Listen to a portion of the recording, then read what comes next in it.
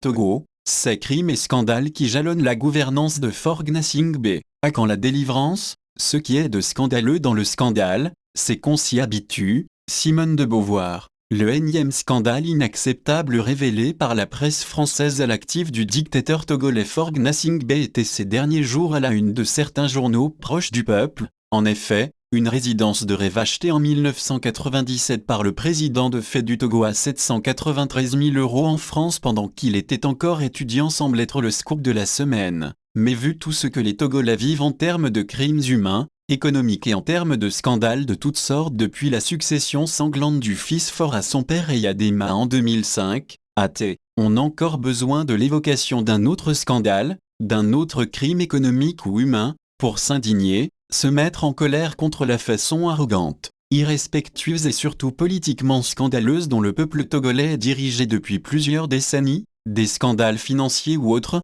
il y en a quotidiennement au Togo. La présence même de Faure Gnassingbé à la tête de notre pays, sa gouvernance, constitue un scandale permanent. En revisitant ce que fut l'actualité ces derniers temps chez nous au Togo, il ne nous a pas été difficile, hélas, de constater que ceux qui incarnent la vie politique dans notre petit rectangle de pays, et prétendent l'animer pour normalement le bien des populations, ne sont pas à la hauteur, faisant ainsi de la vie des Togolais un calvaire sur terre. À la SNPT, Société nationale des phosphates du Togo, par exemple, nos collègues du respectable bi-hebdomadaire L'Alternative ne sont pas passés par 4 chemins pour décrire avec brio la situation scandaleuse qui y prévaut avec comme titre « La juteuse prolongation des retraités pendant que les agents continuent de revendiquer les meilleures conditions de vie et de travail. Au sommet de la pyramide, les cadres se taillent de très bonnes conditions et, le plus scandaleux, même à la retraite. Le directeur général Michel Abalo-Cosier est admis à la retraite depuis décembre 2020.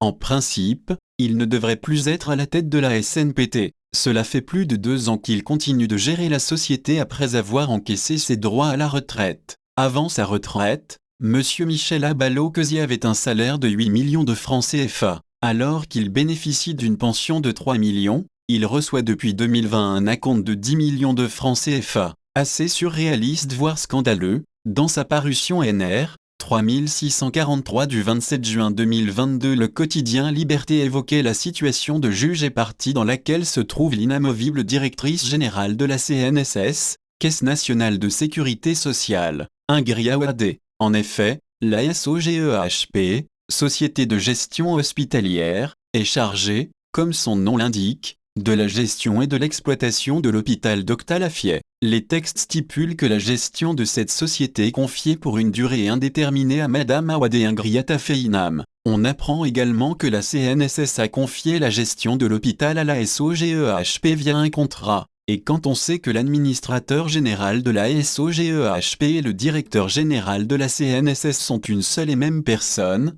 Ingria Wadé, le quotidien se demandait si on n'est pas en face d'une situation de juge et partie. Comment Ingria Wadé peut-elle suivre la gestion d'Ingria Wadé en étant directrice d'une société ayant confié par affermage une autre société à elle-même et dont elle est également administratrice? À quoi rime cette mauvaise habitude qu'a prise le régime de Faure Gnassingbé de nommer des militaires à des postes de préfet, alors que notre pays regorge de beaucoup de diplômés civils sortis de l'ENA, École nationale d'administration? Vu la logique et la nature du régime qui n'est qu'un régime militaire dont l'assise ne repose que sur la force brute et la garantie de l'impunité aux tortionnaires et autres tueurs de sang-froid, cette nomination d'officiers à la tête de nos préfectures pourrait ne plus surprendre et serait un quitus pour certains d'entre eux de faire montre d'un abus de pouvoir qui ne dit pas son nom. Sinon, comment comprendre que Kuma Bitenewe, ce colonel impliqué dans la violation des droits de l'homme dans un passé récent, à la tête de la préfecture de l'Est-Mono, au lieu de travailler pour la concorde,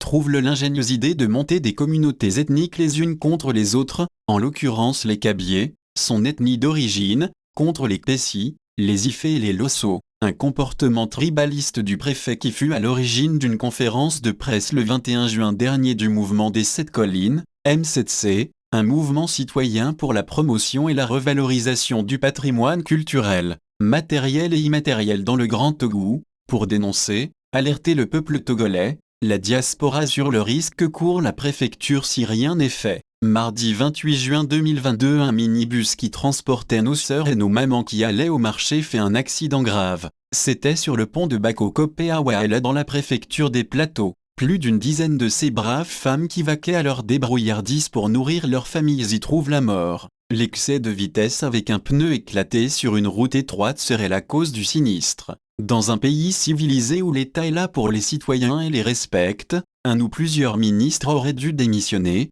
car si certains conducteurs ne respectent pas le code de la route en surchargeant leurs véhicules, s'ils se soucient peu de l'état technique de leurs engins, si certains boivent de l'alcool avant de conduire, tout ceci est dû au laxisme des fonctionnaires et à la corruption répandue chez les policiers ou gendarmes affectés pour le contrôle sur les routes. L'autre scandale entraînant mort d'hommes et de femmes est constitué par ces récurrents affrontements entre nos frères et sœurs kabyles venus à la recherche des terres cultivables et les autochtones un peu partout sur le territoire togolais. Les derniers affrontements ethniques de ce genre eurent lieu dimanche 5 juin 2022 dans le canton de Koussountou situé dans la préfecture de Tchamba, causant plusieurs blessés graves et des destructions de biens. Occupés à jouir du pouvoir sans s'intéresser à la vie de ses compatriotes, Forg Gnassingbé manque de volonté politique et surtout de compétences pour mettre fin, une fois pour toutes, à ces conflits interethniques qui reviennent de temps en temps. L'histoire du directeur de la SNPT qui, bien que retraité, est maintenu à son poste avec tous les avantages financiers qui sont les siens, ou de Damingri Awade qui fait la pluie et le beau temps à la CNSS et qui pourra continuer à faire ce qu'elle veut dans la gestion du fameux hôpital en construction ou en projet, sont des situations créées et avalisées par le régime Gnassingbé qui se retrouvent dans plusieurs secteurs économiques de notre pays, dans le but de faire profiter en toute impunité une certaine catégorie de Togolais sur fond de tribalisme et de népotisme.